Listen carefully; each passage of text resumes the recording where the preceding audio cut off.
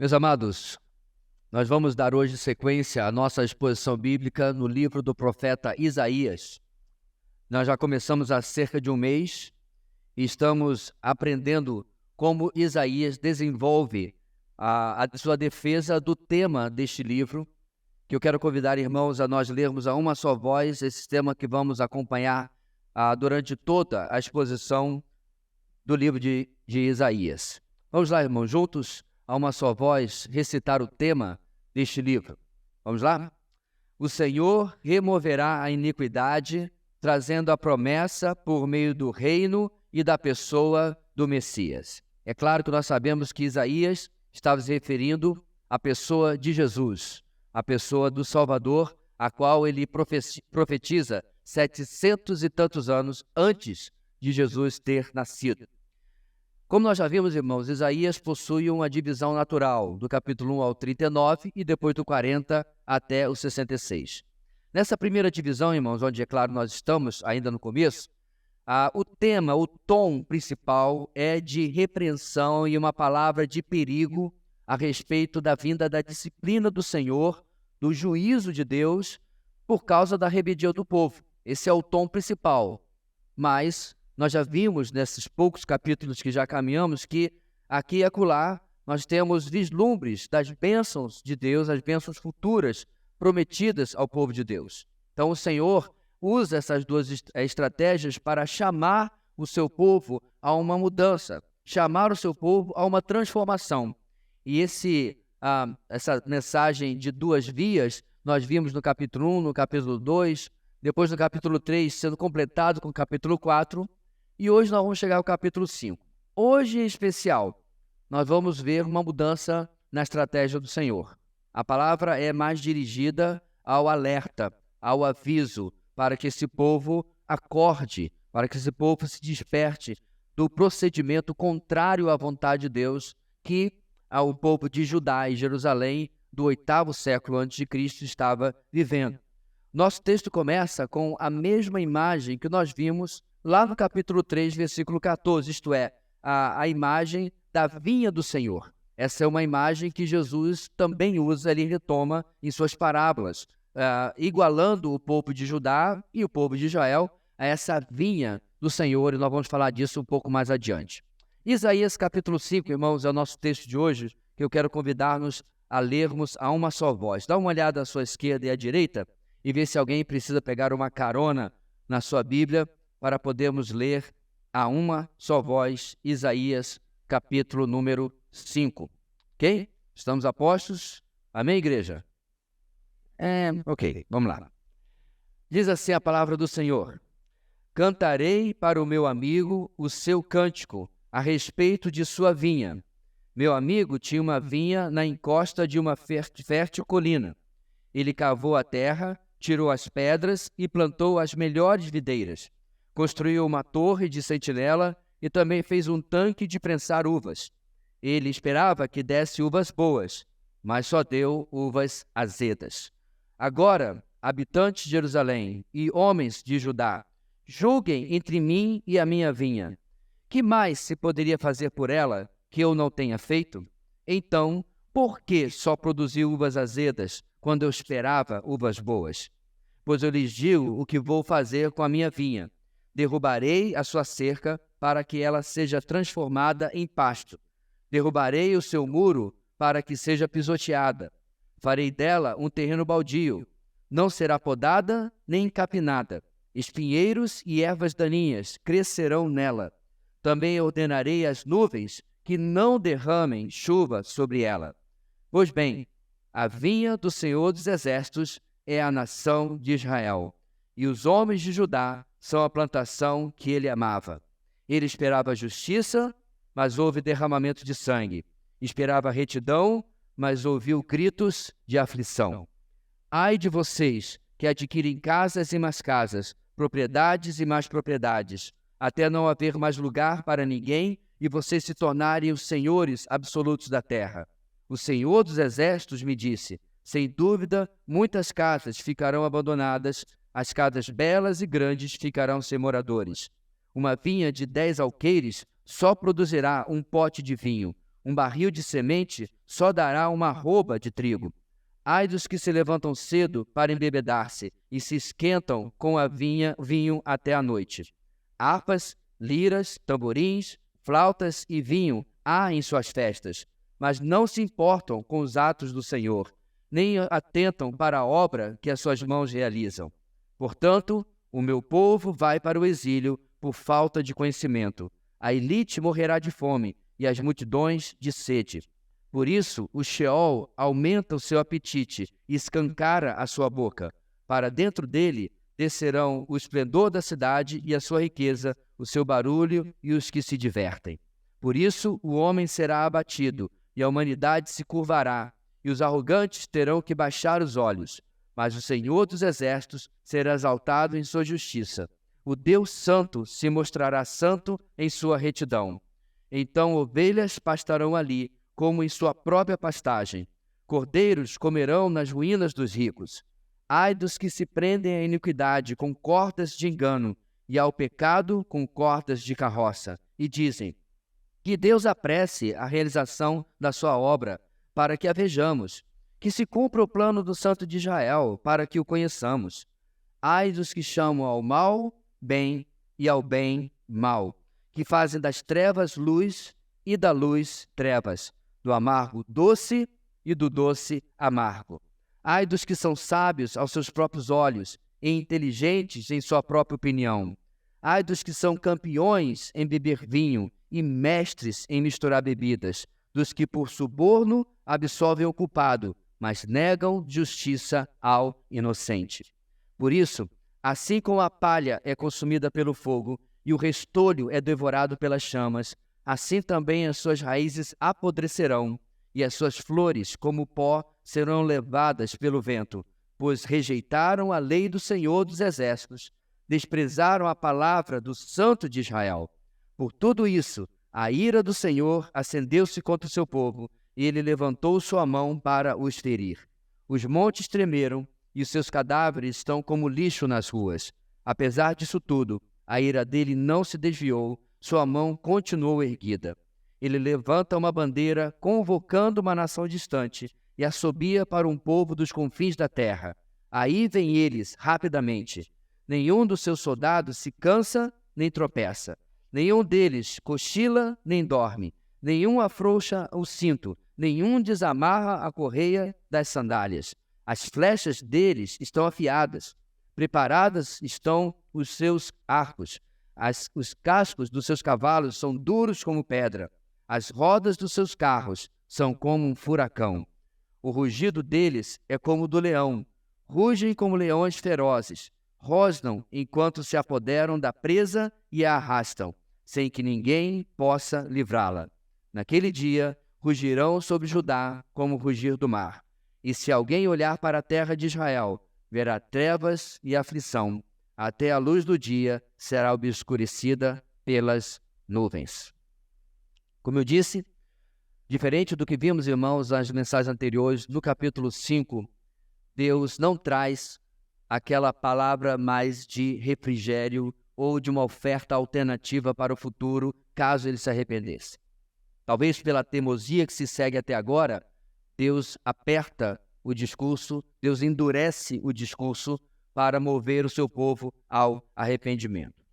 No texto de hoje, meus irmãos, diante dele, nós seremos questionados não sobre o quanto temos feito em quantidade, mas se temos feito e como temos feito, ou seja, a qualidade daquilo que o Senhor vê em nossa vida diante daquilo que Ele tem investido na vida dos seus filhos. A nossa grande ideia de hoje nos ensina exatamente isso. Eu quero compartilhar com vocês este enunciado. A falha naquilo que é esperado dos homens provoca a justa disciplina do Senhor. A falha naquilo que é esperado dos homens provoca a justa disciplina do Senhor. Em outras palavras, Deus, por acaso, está satisfeito com o que nós estamos realizando diante daquilo que nós temos recebido? Mais importante do que isso, irmãos, Deus está satisfeito com o que temos nos tornado diante daquilo que temos recebido da parte dele? Temos apresentado um retorno digno de tudo que o Senhor nos tem confiado? E é isso que nós veremos a seguir. Não quanto a exigências absurdas e irrealistas, não é isso que Deus traz aqui. Porque, irmãos, o Senhor bem sabe das nossas limitações. O questionamento é outro. O que veremos está sendo cobrado por Deus dentro das nossas limitações, mas também está sendo cobrado dentro da nossa capacidade e dentro da capacitação que temos recebido. Ou seja, Deus não vai exigir que você voe porque você simplesmente não tem asas. Deus nunca vai exigir de nós e nunca exigiu do seu povo algo que estava fora da sua capacidade, mas algo que estivesse dentro daquilo que o Senhor vinha investido em suas vidas. Nós vamos começar, irmãos, a caminhar pelo nosso texto e, como regra de toda a exposição, deixe sua Bíblia aberta e acompanhe enquanto nós evoluímos versículo a versículo. A primeira parte da nossa mensagem, do versículo 1 até o versículo 7, nos diz o seguinte: a disciplina do Senhor vem sobre os que desprezam o seu cuidado e os privilégios recebidos. A disciplina do Senhor vem sobre os que desprezam o seu cuidado, o cuidado de Deus, e os privilégios recebidos. Como eu falei anteriormente, irmãos, o nosso texto começa com a ilustração que já foi usada antes no capítulo 3, a ilustração da vinha. O que é uma vinha, meus irmãos? Vinha é uma extensa plantação de videiras, certo? Você também pode chamar de vinhedo, mas o vinhedo ele se aplica mais o foco principal é exatamente a produção de vinho.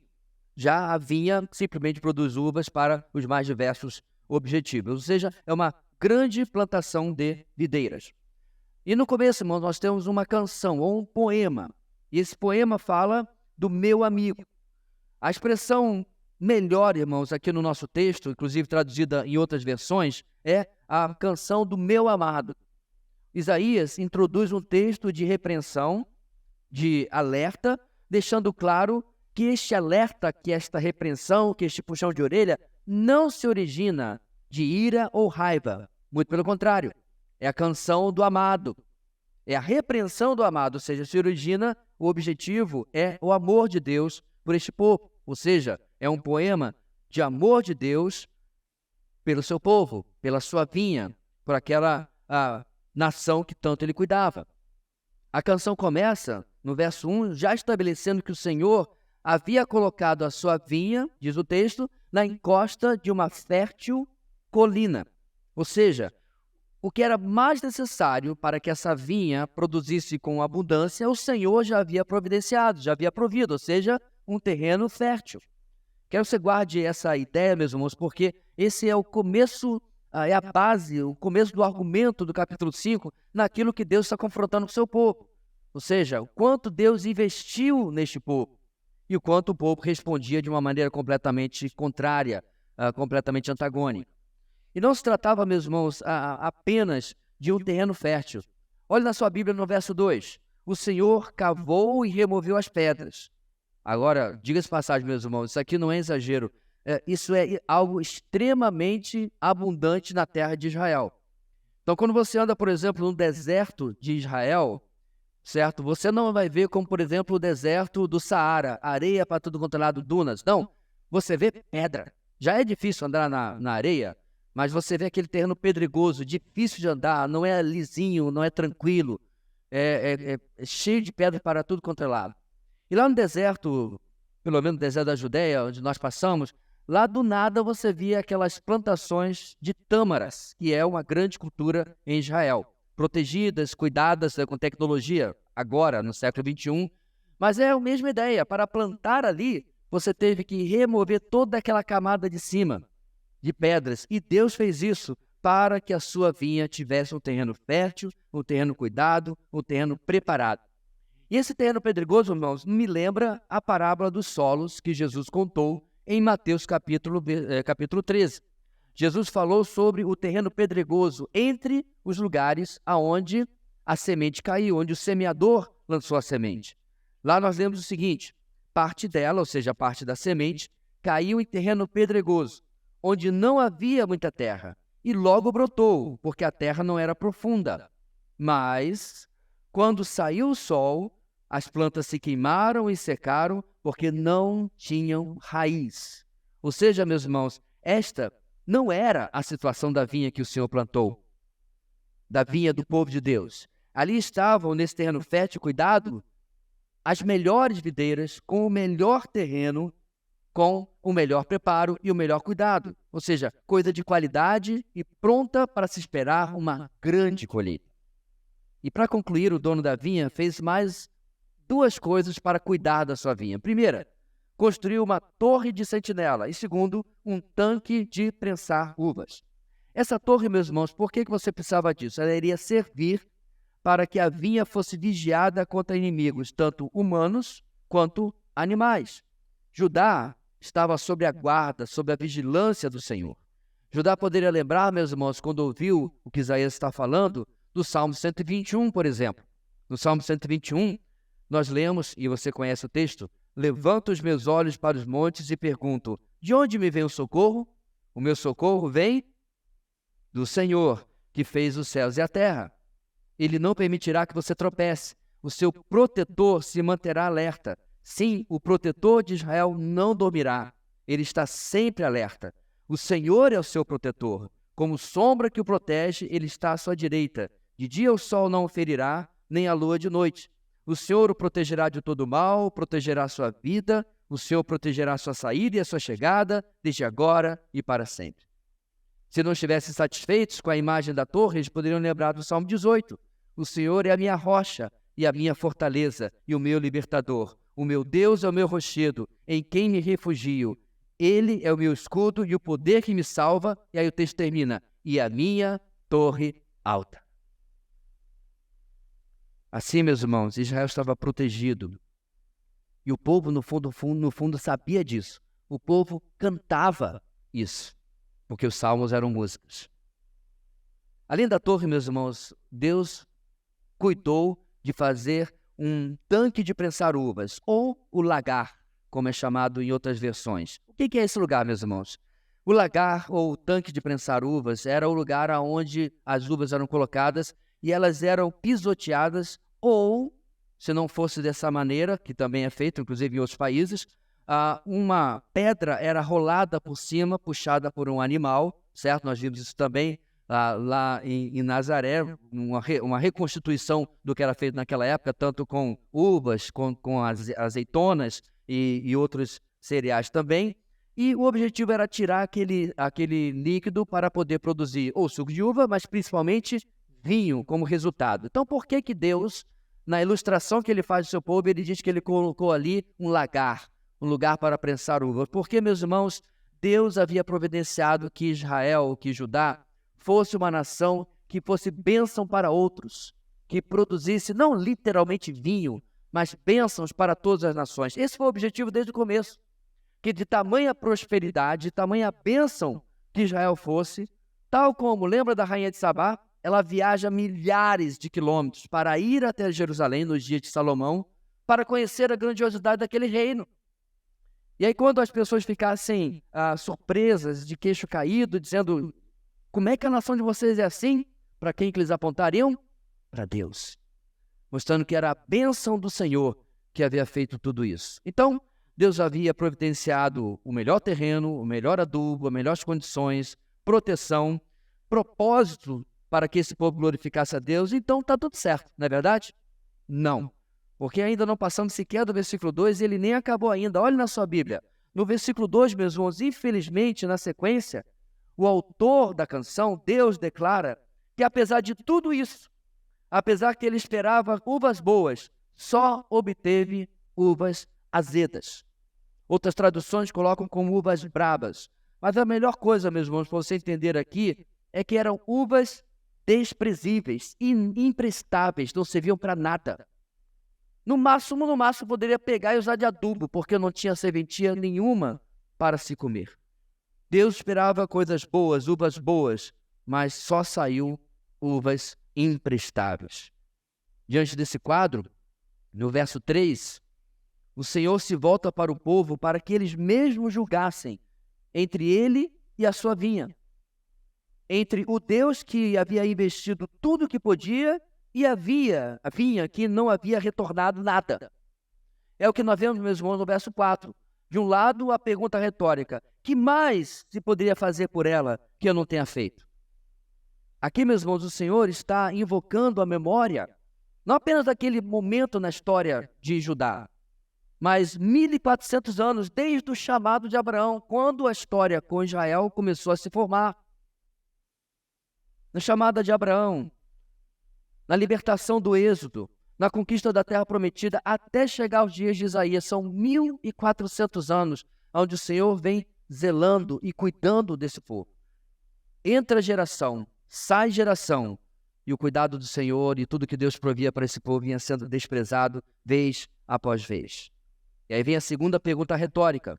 Se eu fiz tudo o que eu poderia fazer, Deus diz, então, por que só produziu uvas azedas quando eu esperava uvas boas?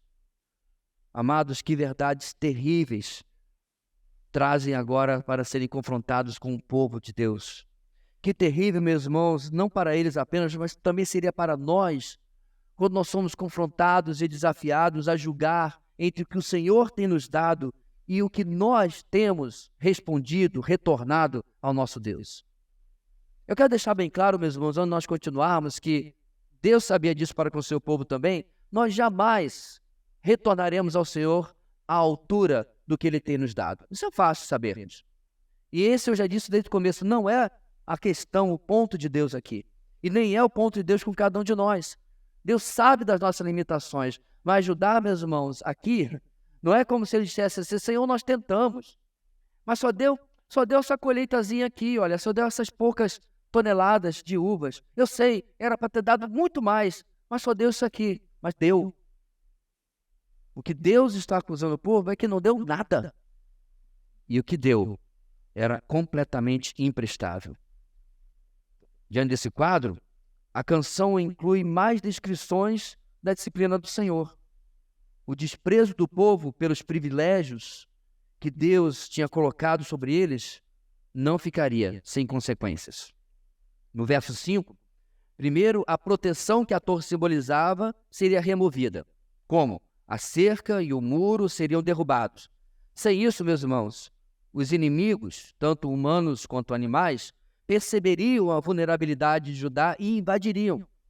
Quando há, meus irmãos, essa retirada da mão do Senhor, o vácuo de poder, vamos chamar assim, é rapidamente ocupado pelo inimigo com letra maiúscula, certo? Que usa outros inimigos humanos ou materiais para virem contra o povo de Deus. Por exemplo, 100 e tantos anos depois, a glória do templo será removida. Esse templo que existe nos dias de Isaías ainda, inclusive nós vamos ver na semana que vem, esse templo que ainda existia nos dias de Jeremias, a glória do Senhor será removida. Logo depois, os babilônios chegam, invadem Jerusalém, destroem o templo, porque Deus tirou a sua proteção de sobre o seu povo, porque eles estavam se rebelando contra a vontade de Deus. Por isso, diz o texto, em lugar de videiras, que agora não são mesmo produtivas, teria apenas um pasto a ser pisoteado, um terreno baldio. Verso 6. Um terreno que não seria nem podado e nem capinado. O que acontece, meus irmãos, quando um terreno não é cuidado? Ao lado da minha casa tem uma construção que foi interrompida. E talvez porque a prefeitura pressiona, não pode ter terreno, especialmente numa avenida largado, periodicamente, de mês em mês, eu ouço o barulho, tem alguém lá com as máquinas cortando, e aí você vê o pessoal botando em sacos plásticos, e não tem nada lá acontecendo. Mas quando o mato fica tão alto que já começa a passar da altura do muro, alguém providencia para que seja limpo. É isso que acontece com o terreno baldio. Se você não cuida, o mato vem. Agora, a grama que tem lá no meu terreno, as flores e as plantas, e agora até uma orquídea bonita aqui, esse teve que ser plantado. Esse que teve que ser cuidado. Isso tem que ser providenciado, porque simplesmente não nasce do nada. Não vem sem que tenha sido feito alguma coisa ali. Portanto, meus irmãos, a poda e a capina, para evitar, diz o texto, que nasçam espinheiros e ervas daninhas, é algo que nós temos muito na nossa vida espiritual. Aonde nós encontramos isso? No capítulo que você tem bordado na cadeira onde você está sentada. Em João capítulo 15, nós lemos, eu sou a videira verdadeira, meu pai é o agricultor, todo ramo que estando em mim não dá fruto, ele corta, e todo que dá fruto, ele poda para que dê mais fruto ainda. Então, o cuidado da poda, eu sei que às vezes a gente faz apenas porque é simplesmente diminuir a árvore ou o que quer que seja, mas é um cuidado com a planta. E isso seria também retirado completamente. A poda, a capina, os cuidados de Deus em nossas vidas, para que possamos continuar a viver de maneira que o agrada e glorifique o seu nome, neste caso do povo aqui, seria retirado. Judá estaria em uma situação, irmãos, de perigo agora, sem o cuidado e sem a proteção de Deus. E para fechar, a vinha ficaria sem chuva, decretando assim a sua destruição total. Talvez você possa parar comigo, irmãos, eu não sei se você tem essa mesma opinião, mas eu estou apenas no versículo 6, eu já pararia e diria, Isaías, calma, o que a gente faz? Como é que a gente responde para mudar isso? Porque veja, meus irmãos, apesar que nós vamos ver nesse texto que a disciplina de Deus era algo decidido, o nosso Deus é famoso pelo coração amoroso que diz, então Deus se arrependeu do mal que havia dito que faria. Não é verdade? Não é o que ele faz com Nínive, por exemplo? Ele havia decretado a destruição de Nínive. Jonas prega, do rei ao mais simples vassalo, todos se arrependem. Diz o texto, então Deus disse, não vou destruir mais. Infelizmente, meus irmãos, Judá, com tudo que nós vimos até agora e nos capítulos anteriores, não se arrepende, não muda o seu caminho. Concluindo a sua canção, o nosso autor, que é o nosso Deus, deixa claro no verso 7, que a vinha é a nação de Israel. Algo que parece comunicar que tanto o investimento feito quanto a decepção com o fruto imprestável não é apenas com o reino do sul, Judá, mas com todo o povo, o reino do sul e o reino do norte de Israel, todos eles estão na mesma decepção. Eles são a plantação que ele amava, diz o texto. O Deus que ama, porém, não deixa de ser o Deus também que disciplina. Esse, irmãos, é um erro comum de muita gente que não consegue juntar as duas realidades. Várias vezes nós já tratamos aqui na igreja, como nas conversas, nos embates, e a gente fala um pouco da firmeza da palavra de Deus, como Deus determina, decreta e faz algumas coisas, e aí você ouve daquele interlocutor a pessoa dizendo o seguinte, esse aí não é o Deus que eu creio. Alguns vão mais adiante, quando a gente fala de Jesus que virá julgar o mundo, algo que é crido pelos cristãos desde sempre. O que eles falam? Esse não é o Jesus que eu creio. Sinto informar-lhes, mas esse é o Jesus, este é o Deus da Bíblia. O Deus de amor, mas também o Deus de juízo. E aqui nós vemos claramente, porque a nossa canção começa com a canção do meu amado. E esse amado vem trazer essa dura realidade da disciplina que virá sobre o povo de Deus. Ele não é apenas, meus irmãos, Deus que ama, mas é o Deus também que coloca a sua esperança no povo amado, na proporção do que ele tem feito por este povo. Quando eu digo, meus irmãos, que Deus coloca a sua esperança, Deus não coloca a sua esperança de maneira como eu e você fazemos. O texto diz que o Senhor coloca a sua esperança por causa do que ele faz por nós. Mas ainda assim sabemos, meus irmãos, que nós somos falhos. A palavra esperança está 4 vezes no nosso texto inicial. Deixa eu ler aqui, colocando no sentido original e literal do hebraico. Verso 2, ele tinha esperança que desse uvas boas. O mesmo no verso 4. Verso 7, o Senhor tinha esperança de justiça. E depois, mais uma vez, de justiça. Mas o Senhor, meus irmãos, em lugar da sua esperança que ele havia colocado pelo que havia investido no seu povo, de receber uvas, ele recebeu uvas que não prestavam para nada, ele recebeu derramamento de sangue e gritos de aflição, como termina o versículo 7. Ou seja, o povo não aprendeu nada e não atendeu às esperanças que o Senhor tinha, não atendeu às expectativas que o Senhor tinha diante de tudo aquilo que ele havia recebido em sua vida. Nosso texto termina, meus irmãos, eu achei curioso isso, em hebraico, de uma maneira muito bonita. Uma maneira bela, mas retratando algo feio.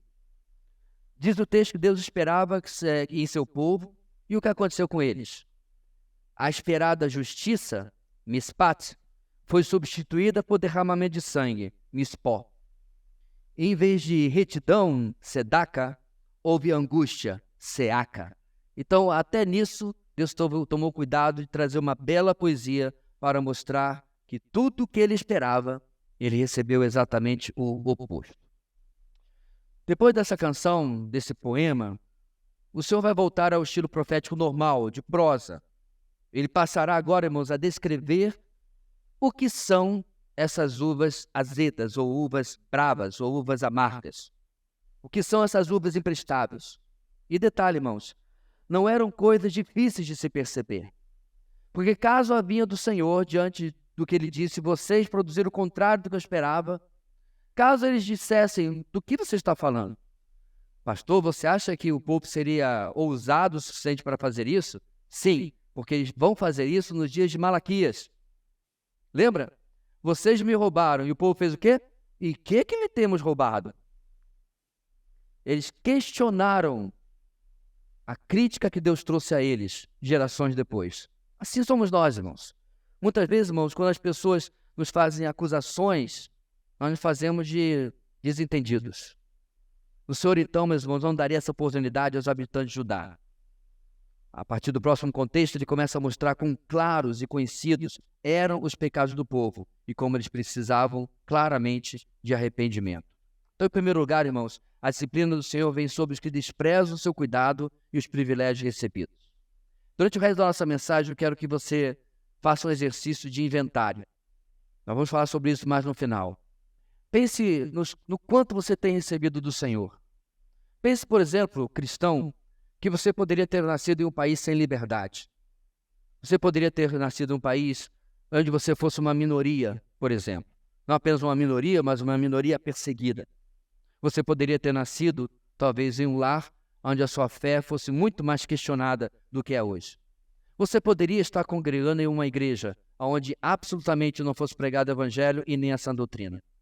Eu quero que você faça esse inventário de tudo o que Deus tem colocado à sua disposição, para que mais tarde a gente possa pensar novamente sobre isso. Mas seguindo o nosso texto, meus irmãos, nós vamos para o nosso segundo ponto. E em segundo lugar, irmãos, a disciplina do Senhor corresponde aos pecados explícitos dos homens. Como eu disse, as uvas azedas eram claras. E Deus agora, para que não fique dúvida, vai fazer uma relação do que ele se referia quanto às uvas imprestáveis que o povo devolveu, mesmo diante de tudo que havia recebido do Senhor. A disciplina do Senhor corresponde aos pecados explícitos dos homens. No nosso texto, irmãos,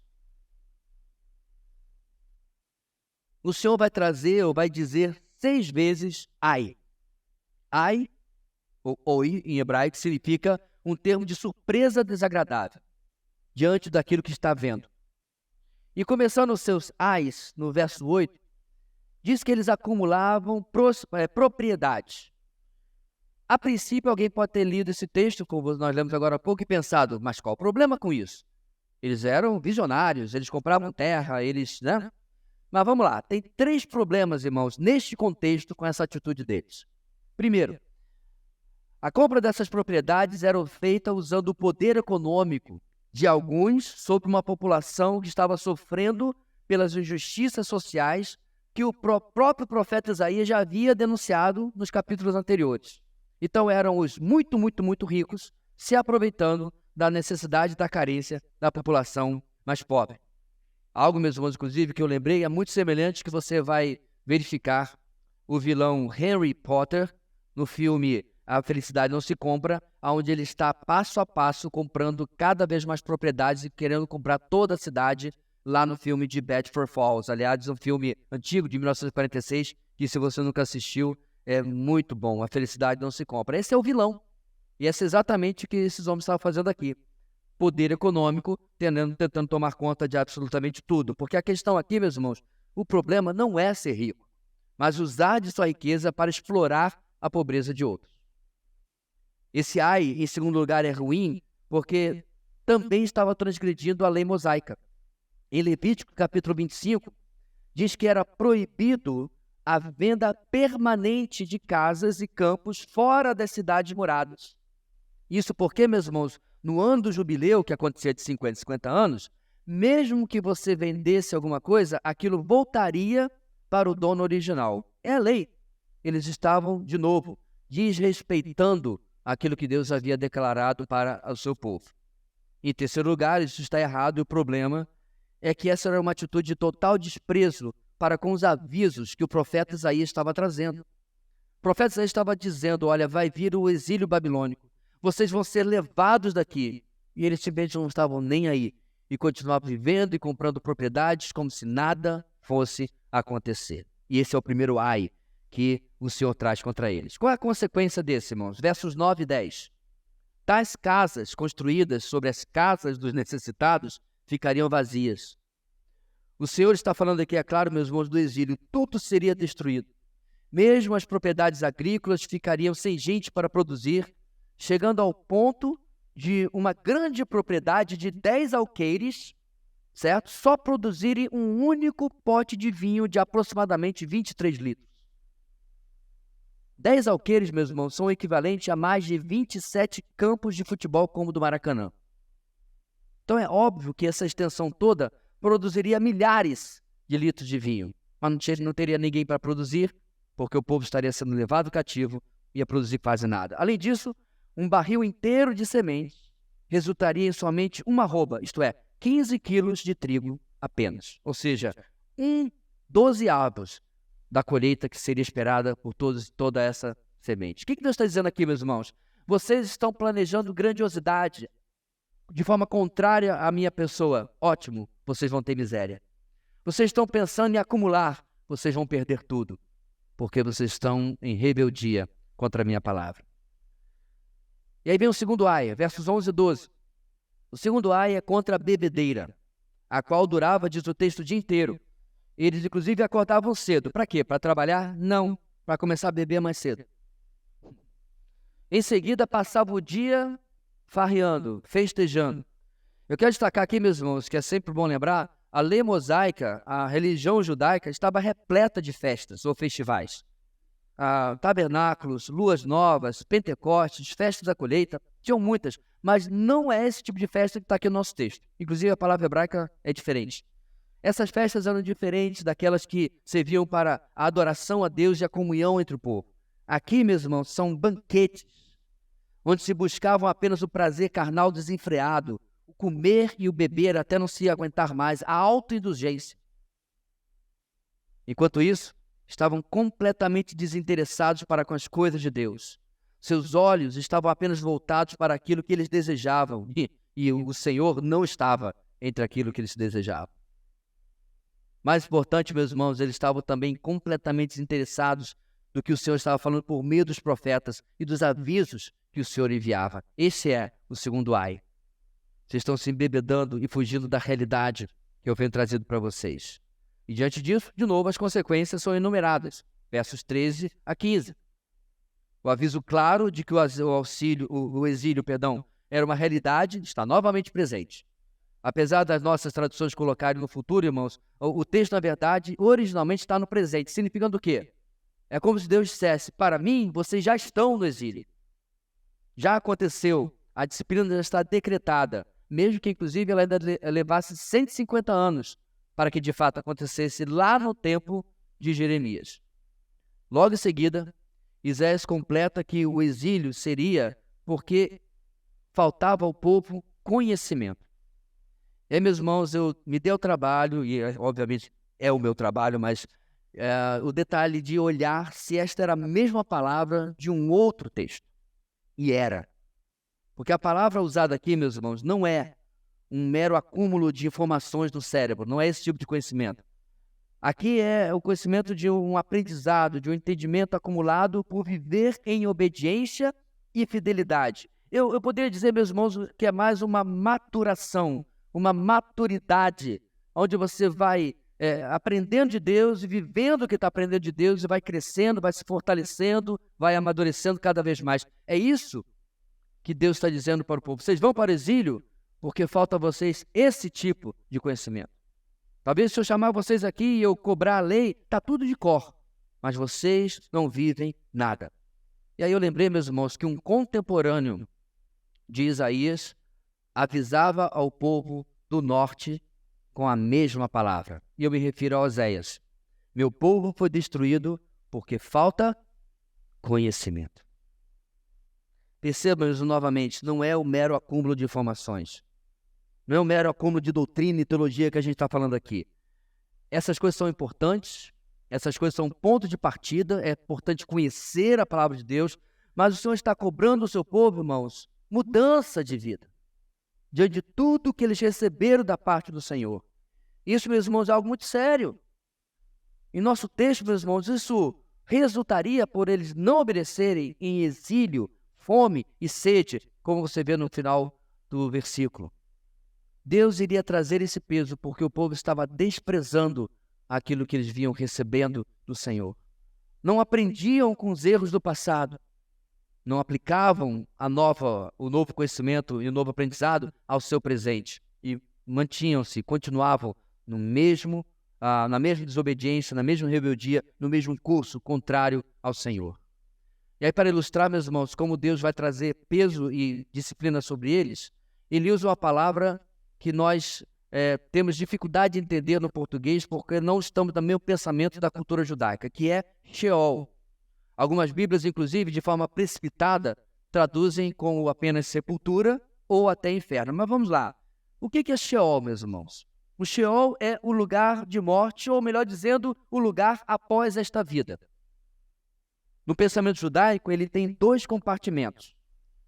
Um compartimento muito ruim, chamado Gehenna, que é normalmente identificado como inferno, um lugar de tormento, um lugar de condenação. Mas ele possui um outro compartimento, que era o seio de Abraão, o qual, por outro lado, seria o lugar dos justos, o lugar do paraíso. Mas aqui no nosso contexto, meus irmãos, o mais importante não é nem a definição de Sheol, mas é o que o Senhor fala. Ele vai dizer que esse lugar de morte vai ser ampliado. Ele está dizendo, olha, vocês estão morrendo normalmente, de morte morrida, de doença e tal. Mas quando eu trouxer essa disciplina, a boca da sepultura vai se aumentar para caber todos aqueles que vão morrer. Diz o texto que vai ter cadáveres pela cidade como se fosse lixo, como se fosse apenas gente jogada para tudo quanto é lado. Eu lembrei, meus irmãos, que este é exatamente o cenário de Apocalipse. Quando nós tivemos escatologia há muitos anos aqui na nossa igreja, obviamente esses cálculos vou ter que refazer, porque na época, sei lá, tínhamos 6 ou alguma coisa bilhões de habitantes no planeta, agora estamos beirando quase 8 bilhões de habitantes no planeta. Mas quando você olha aquilo que vai acontecer na tribulação, nos 7 anos que nós vemos principalmente em Apocalipse, irmãos, em uma só do derramamento da ira de Deus sobre o planeta, 1,5 bilhão de pessoas morrerá. Se o mundo ficou boquiaberto com o tsunami de 2004, não foi isso? Se não me engano, foi 300 mil pessoas. Isso não é nada. Em uma só do que Deus fará sobre essa terra, 1,5 bilhão de pessoas morrerá. É como se a sepultura, como se o Sheol escancarasse a sua boca. Por que Deus está fazendo isso, meus irmãos? Porque Deus precisa convencer o povo de que Ele está falando sério. Infelizmente, hoje em dia, se ouve muito de um evangelismo onde o Senhor é apresentado como esse grande Papai Noel. Como nós já falamos várias vezes aqui, irmãos, o amor do nosso Deus é verdadeiro e é claro. Mas o nosso Deus não é um passador de pano. Nosso Deus não é o de passar a mão na cabeça. Sabe aquele tipo de pai que, né, e às vezes faz na casa dos outros, né? Tá aqui conversando, fazendo visita, e o menino tá ali, já quebrou um vaso, já puxou o rabo do cachorro. Aí você, para menino. É tão bom ter a visita dessa de vez em quando, né? Vontade de torcer o pescoço da visita, não da criança que não tem. É o pai que deixa, que tolera, que vai. Aí daqui a pouco o menino vem segurando o gato pelo rabo. Aí o pai, ele é tão engraçado. Este não é o nosso Deus. Mas não é mesmo. E se porventura alguém aqui é um pai ou uma mãe assim, arrependa-se. Porque isso não é jeito de criar menino. Mas garanto, o nosso Deus não é assim. O Deus que é amor está mostrando para esse povo que Ele está falando sério. E, meus irmãos, Ele está há 14 séculos tolerando, sendo longânimo, sendo misericordioso para a descendência de Abraão. 14 séculos. E ainda levaria um tempo mais 150 anos até que ele finalmente, digamos assim, chegou e cumprisse o cativeiro para o povo do sul. O povo do norte só tem mais 10, 12 anos. Não, o povo do norte não é a gente não, tá, irmãos? É Israel, o povo do norte dos dias de Isaías. Por causa disso tudo, irmãos, eles seriam humilhados, mas o nosso Deus seria exaltado. Versículo 16 e 17. Agora, repare, irmãos, como aqui é bonito o paralelismo com que Isaías escreve, o paralelismo hebraico, da literatura judaica. O Senhor dos Exércitos é o Deus Santo, de outro lado, que será exaltado em sua justiça e se mostrará santo em sua retidão. Ou seja, meus irmãos, a santidade de Deus não é ele trovejando e jogando raio na cabeça das pessoas. A santidade de Deus é algo que ele nos convida a participar. Ele é o Deus que diz para este mesmo povo: sejam santos, porque eu, o Senhor, o seu Deus, sou santo. Então, meus irmãos, Deus nos diz assim: o meu amor é chamar você para a minha pureza, para que você não precise sofrer a minha disciplina. É chamar você para fazer a coisa certa, para que você não seja repreendido como ímpio, como aquele que tem dado as costas para mim. E aí o texto continua, o ai seguinte, versículo 18 e 19, acompanhe sua Bíblia. Ai daqueles que agem de forma pecaminosa, agem em iniquidade, sem nenhuma real garantia de que serão bem-sucedidos. Isso significa, irmãos, cordas de engano. Você amarra, mas ele não prende, não amarra de verdade. E o que eles fazem? Eles falam zombando e com sarcasmo quanto ao que o Senhor está prometendo. Esse é o tom com o qual você deve ler o que está escrito aqui no versículo 19. Que Deus apresse a realização da sua obra para que a vejamos. Que Ele mostre aí o que Ele está falando, Isaías. Que se cumpra o plano do Santo de Israel para que o conheçamos. Esse é o tom com que o povo está aqui zombando de Deus. E não é só naquele tempo não, meus irmãos. O apóstolo Pedro, em 1 de Pedro capítulo 3, versículos 3 e 4, ele fala que o povo dos últimos dias, dos nossos dias, terá o mesmo espírito de zombaria. E eu já vi esse espírito nas redes sociais. Zombando de Jesus, porque disse há 2000 anos atrás que voltaria para buscar a sua igreja. E aí Pedro escreve o seguinte: antes de tudo, saiba que nos últimos dias surgirão escarnecedores, zombando e seguindo suas próprias paixões. Eles dirão: o que houve com a promessa da sua vinda? Desde que os antepassados morreram, tudo continua como desde o princípio da criação.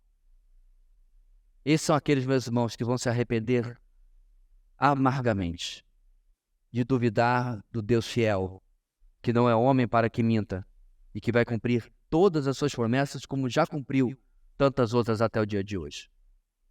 No verso 20, nós temos o ai mais conhecido, eu acredito, de Isaías. Ai dos que chamam o mal bem e ao bem mal. Trevas luz, luz trevas, amargo doce, doce amargo. Esse é um retrato, meus irmãos, de quanto a humanidade daqueles dias, e nós também, busca subverter aquilo que o Senhor estabelece como a sua vontade, que Ele estabelece como certo, como sendo aquilo que devemos viver. E é claro, um retrato do andamento da sociedade, especialmente desde nos nossos dias, do chamado racionalismo e do iluminismo, que de razão e de luz não tinha absolutamente nada. Cada vez a humanidade tem se afastado de Deus. E vivemos os dias, meus irmãos, difíceis, confusos. Essa semana eu estava comentando com meu filho, camarada no Japão, que botou na cabeça que ele é cachorro, então ele vive fantasiado. Parece piada, parece coisa. Se nós falássemos há 10, 15, 20 anos atrás, alguém diria, você está inventando. A outra na Alemanha vive com uma gata. E não preciso nem mencionar quantas pessoas estão se mutilando.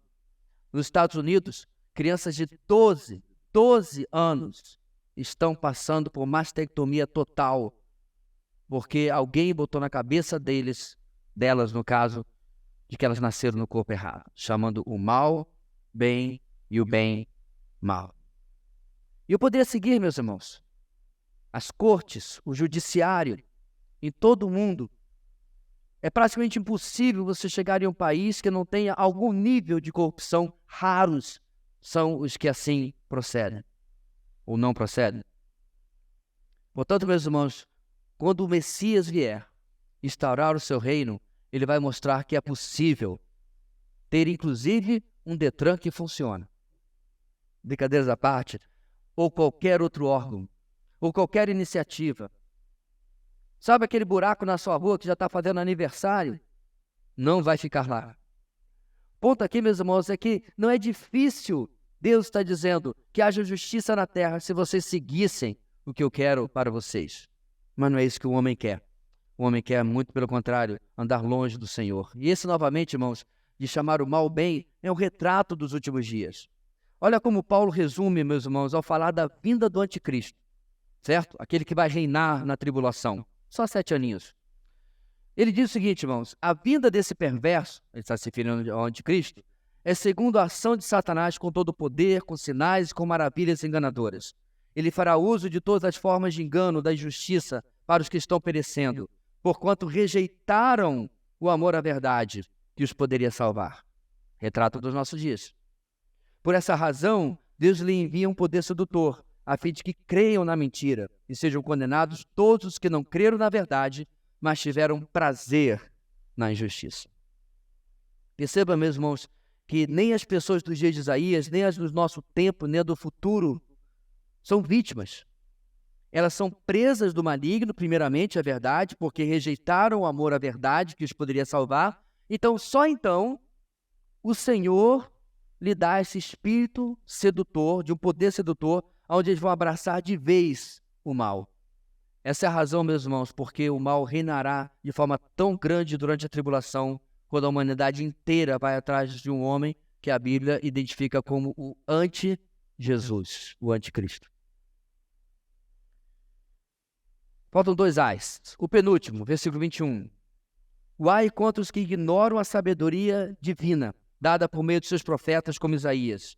E esses se achavam que sabiam mais e melhor do que o Senhor Deus. Comportamento, meus irmãos, que ainda veremos também acontecendo nos dias de Jeremias, onde eles vão ouvir os falsos profetas e vão mandar prender a Jeremias. Ouvir os profetas que profetizam mentira e vão mandar prender o profeta do Senhor. Esse é mais um exemplo de como o povo padecia por desconhecer vivencialmente a palavra do Senhor. Porque Salomão, meus irmãos, já tinha avisado sobre esse perigo. Salomão escreveu o seguinte sobre achar-se mais do que se é, achar-se mais sábio do que se é. Provérbios 3. Confie no Senhor de todo o seu coração e não se apoie em seu próprio entendimento. Reconheça o Senhor em todos os seus caminhos e Ele endireitará as suas veredas. Não seja sábio aos seus próprios olhos. Tema o Senhor e evite o mal. O homem mais sábio que já existiu, centenas de anos antes, já havia escrito o que esse povo nos dias de Isaías ignorava e rejeitava completamente. E aí vem o último ai, versos 22 e 23, denunciando bebedeira, corrupção e injustiça. Esse ai, meus irmãos, diz o texto, é dirigido aos campeões, ou seja, aos heróis e também aos mestres, ou seja, aqueles que deveriam ser o exemplo de obediência, caráter, virtudes, eram exatamente o oposto. Viviam de forma desocupada e não se preocupavam em deixar de promover a corrupção e a injustiça. Será, meus irmãos, que nós conseguimos entender a gravidade de quando Deus faz um outdoor com os nossos pecados? É isso que Ele faz com o povo aqui. Ele faz um painel com neon, dizendo, é isso que vocês estão fazendo. Vocês ainda têm alguma desculpa? Vocês ainda vão discutir comigo que as uvas que você tem me dado são imprestáveis? Como Deus faz isso? Será que Deus acorda, irmãos, e faz como eu? Porque eu já tive 2 pesos, 2 medidas na minha vida. Já. E você? Às vezes decidi uma coisa de um jeito para que apenas uma semana depois decidisse de outro. Talvez, inclusive, no meio do caminho, fui confrontado pela minha esposa, por um amigo, por um irmão, e eu realmente mudei. Não percebi que antes eu fiz de um jeito, agora eu fiz de outro. Mas isso não acontece com o Senhor Deus. Qual é, então, o padrão para todas essas acusações e, consequentemente, as disciplinas que Deus está trazendo? De onde Ele tira isso? Será que o Senhor age de maneira aleatória? e segundo as variações do seu humor? Eu garanto que não, porque o nosso Deus não tem sombra de variação. Em meio aos últimos versos, encontramos que o padrão de Deus, irmãos, já nos é dado. É aquilo que ele já estabeleceu em sua palavra, a qual é de acordo com a sua pessoa, com o seu caráter e com a sua vontade. Então, em terceiro lugar, meus irmãos, a palavra de Deus vai nos ensinar o seguinte para encerrarmos essa noite. A disciplina do Senhor vem sobre os que rejeitam a sua lei. Vem sobre aqueles que rejeitam a sua palavra, aqueles que rejeitam a sua vontade revelada nas Escrituras. Antes de chegarmos nesse assunto central do nosso terceiro ponto, perceba que o texto começa mostrando que o julgamento seria rápido, seria severo e seria impossível de ser impedido. São as lições que nós vemos no versículo 24. E por quê, meus irmãos? Qual a razão desse julgamento? Quero sugerir, inclusive, que você sublinhe e destaque essa última parte do versículo 24. Porque, irmãos, é em torno desse versículo que tudo gira. Tanto neste capítulo, como provavelmente em todo o livro de Isaías. A razão de Deus fazer isso, meus irmãos, é porque rejeitaram a lei do Senhor dos Exércitos, desprezaram a palavra do Santo de Israel. Perceba, meus irmãos, que aqui não é uma recusa educada. Tipo assim, alguém, né, você chega lá na casa de alguém lhe oferece suco de murici. Você não gosta de suco de murici, né? Aí você diz, não, muito obrigado, não quero. Não é essa recusa aqui. Não é essa recusa educada. O texto fala sobre desprezo. O texto fala, meus irmãos, sobre, certa forma, desgosto. Eles se esqueceram, irmãos, das palavras que o grande líder Moisés deixou em Deuteronômio, capítulo 4.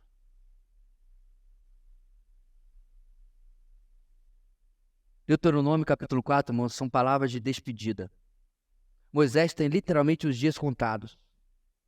Ele está preocupado porque aquele povo inteiro vai entrar na terra prometida, então ele está dando aviso sobre aviso. São vários capítulos maravilhosos. E olha o que ele escreve. Eu lhes ensinei decretos e leis, como me ordenou o Senhor, o meu Deus, para que sejam cumpridos na terra na qual vocês estão entrando para dela tomar posse. Vocês devem obedecer-lhes e cumpri-los, pois assim os outros povos verão a sabedoria e o discernimento de vocês. Quando eles ouvirem todos esses decretos, dirão, de fato, esta grande nação é um povo sábio e inteligente. Pois que grande nação tem um Deus tão próximo como o Senhor, o nosso Deus, sempre que o invocamos? Ou que grande nação tem decretos e preceitos tão justos como esta lei que estou apresentando a vocês hoje? Apenas tenham cuidado, continua Moisés. Tenham muito cuidado para que vocês nunca se esqueçam das coisas que os seus olhos viram. Conservem-nas por toda a sua vida na memória. Contem-nas a seus filhos e aos seus netos. Eu já disse, meus irmãos, você não era obrigado a viver em Judá ou Israel. Você quer viver como Moabita? Porta da rua, serventia da casa. Você quer viver como Amalequita? Porta da rua, serventia da casa. Você quer viver entre, sabe lá Deus quem. Mas parece aquelas pessoas, meus irmãos, hoje, no tempo da igreja, que querem ficar na igreja, mas viver como o mundo.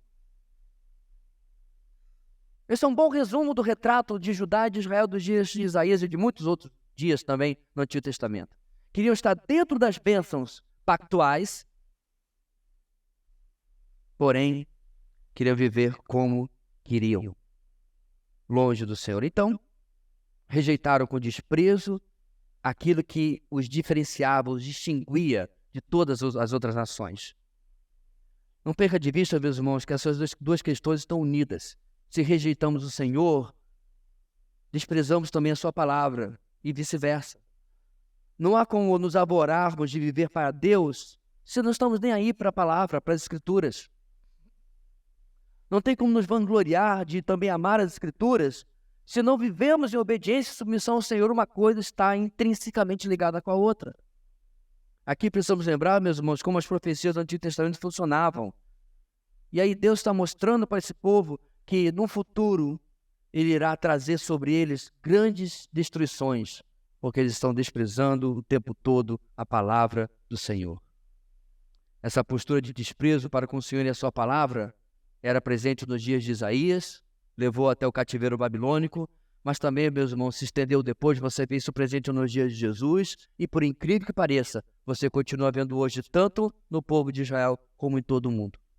Desprezando, mostrando-se mais sábios, ou achando-se mais sábios do que o Senhor, e seguindo pelo seu próprio caminho, e trazendo sobre si a justa condenação, e assim vai ser até os últimos dias. Assim, meus irmãos, essa postura torta do povo de Deus trouxe a ira do Senhor e todas as suas consequências. Os versos finais vão trazer como que Deus vai humilhar os montes, ou seja, aqueles que se exaltam. E vai trazer, meus irmãos, vai mostrar como Deus vai trazer um povo estrangeiro. E nós sabemos muito bem que seriam os babilônios. E esses que são citados várias vezes no livro de Isaías viriam uma nação distante. E os resultados são bem claros aqui. Eles seriam completamente dominados, completamente destruídos. Por quê? Porque eles desprezaram aquilo que o Senhor lhes havia ensinado. Por sua vez, meus irmãos, Isaías destaca no verso 27 que esses exércitos seriam incansáveis, tinham um grande poder bélico. Todas essas imagens, meus irmãos, que ele seria feroz como um leão, que pegaria sua presa e ela não teria esperança de escapar. É Deus dizendo, acorda, desperte do seu sono de pecado e perceba como eu tenho oferecido para você uma alternativa. E naquele dia, meus irmãos, uma dica realmente que está falando também dos últimos dias, a destruição virá como o barulho de um mar, como trevas, como aflição, um quadro, meus irmãos, que fica muito claro de que o Senhor não brinca com o pecado da humanidade. Sabe por que eu sei que o Senhor não brinca com o pecado da humanidade, meus irmãos? Porque Ele levou seu Filho até a cruz exatamente por esses pecados. Para oferecer a alternativa, a redenção, a remissão dos pecados que exatamente tem condenado a cada ser humano que vive longe do Senhor. Precisamos entender, meus irmãos, para nós encerrarmos aqui, que todo relacionamento é um contrato. Mesmo os mais amáveis e desejáveis como um casamento, é um contrato. Eu digo sim para uma pessoa e estou dizendo não para absolutamente todas as outras. Estou rompendo um contrato anterior que eu tinha até certa extensão com pai e mãe e me unindo à minha esposa. E entre nós e o nosso Deus, meus irmãos, não é tão diferente assim. Para esse relacionamento, os planos que valem são os planos do Senhor e não os nossos. Pelo menos assim deveria ser. Quando não preenchemos as expectativas do Senhor, que já estão reveladas na sua palavra, é claro, temos consequência na nossa vida, como ficou claro sobre o povo de Judá. Nós não estamos, meus irmãos, na mesma situação do povo do Antigo Testamento, é verdade. Mas também não estamos por conta, nem fazendo o que der na nossa cabeça. O nosso Deus, sim, tem planos para que as nossas atitudes, nossas posturas estejam debaixo da vontade dEle, das ordens dEle, do mandamento dEle. Se obedecermos, somos abençoados segundo os planos de Deus. Se desobedecermos, sofremos consequências em nossas vidas e nossos relacionamentos. Nós não estamos, meus irmãos, à deriva no mar da vida. O Senhor Deus tem um plano para cada um de nós. Porém, jamais conseguiremos viver este plano em sua plenitude enquanto não preenchermos as expectativas de Deus para nós, expectativas que nós encontramos em sua palavra. Ou seja, meus irmãos, quando nós estamos vivendo aquém de tanto que temos recebido, é virtualmente impossível que o Senhor possa realizar em e através da nossa vida, das nossas vidas, aquilo que Ele realmente deseja. Essa, inclusive, meus irmãos, como eu falei alguns minutos atrás, é uma ótima oportunidade para fazer esse inventário na nossa vida. Temos visto uvas boas serem produzidas em nós? Temos percebido o plano de Deus se desenrolando em nossa história porque temos caminhado da maneira como Ele deseja? Ou temos vivido, irmãos, de certa forma, meio perdidos em nossos próprios planos, até mesmo muitas vezes planos pecaminosos. Outras vezes, planos que não são pecado em si, mas que são fruto apenas do meu coração, da minha mente, do meu querer. Deus não é consultado. Deus não é perguntado. Eu não peço autorização àquele que supostamente eu chamo de Senhor e Mestre. Outro questionamento, irmão, será que nossos pecados são tão difíceis assim de serem identificados? Ou será que são mais claros do que nós queremos admitir, tal como era, por exemplo, o caso lá em Judá? É verdade, talvez nós não estejamos fazendo as coisas que eles estavam fazendo, acordando cedo para beber e passar o dia provocando injustiças e se aproveitando dos outros. Oxalá que não. Mas ainda assim, meus irmãos, muitas vezes, quando estamos fazendo o nosso devocional, temos dificuldade, será, de encontrar aonde aquele texto está cutucando a nossa vida. O que ele está expondo da nossa vida. Quando nos convertemos, é claro, é fácil, é até muito claro a gente perceber comportamentos que nós tínhamos quando estávamos lá no mundão. E com a ajuda de irmãos e com a ajuda do Espírito Santo, rapidamente a gente vai corrigindo isso e aquilo, não é isso? Aquele que mente, não minta mais, como mesmo Paulo diz. Aquele que rouba, não rouba mais.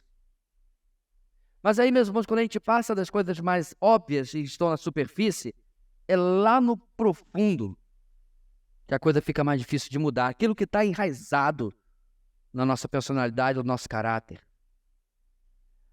Mas será, meus irmãos, que Deus nos está mostrando através da sua palavra, revelando, expondo, para que eu possa ser confrontado por pecados que muitas vezes são mais explícitos do que eu gostaria de admitir.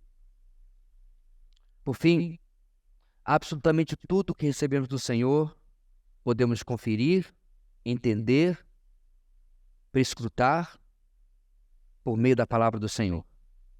Isso vale para coisas boas, isso vale para coisas que gostamos, as bênçãos, mas também vale para as disciplinas. Tudo se explica através das Escrituras. Isso serve para nós, meus irmãos, de consolo, porque eu não estou tateando no escuro. O povo de Judá não tinha desculpa de dizer, eu não sabia o que estava fazendo. Eu também não. Diante da confrontação do Espírito Santo de Deus, meus irmãos, eu sempre vou ser levado para a palavra. E o quanto e como eu posso estar vivendo longe dela. Por isso que eu preciso ser lembrado constantemente, meus irmãos, que a falha na minha vida, naquilo que o Senhor espera de mim, vai provocar a justa disciplina de Deus. Mas apesar de não estar no nosso texto, o Senhor oferece uma alternativa. Em lugar da disciplina, escolha pela obediência a minha bênção, o meu amor. Que essa semana, meus amados, a gente possa fazer ou dar continuidade a esse inventário. Olhar para as nossas vidas, olhar para os nossos frutos. Coloque essa uva na boca. Vê se ela é azeda, se ela é braba. Ou se ela é docinha. Veja que tipo de fruto o Senhor tem percebido e recebido na sua vida. E que nós possamos, irmãos, com o exemplo de um povo que viveu há 2.800 anos atrás, olhar para nós e dizer, Senhor, me ajuda a ser diferente. Porque nós temos recebido, meus irmãos, Igreja de Cristo, nós temos recebido muito mais do que esses queridos aqui do nosso texto. Nós já conhecemos o Messias.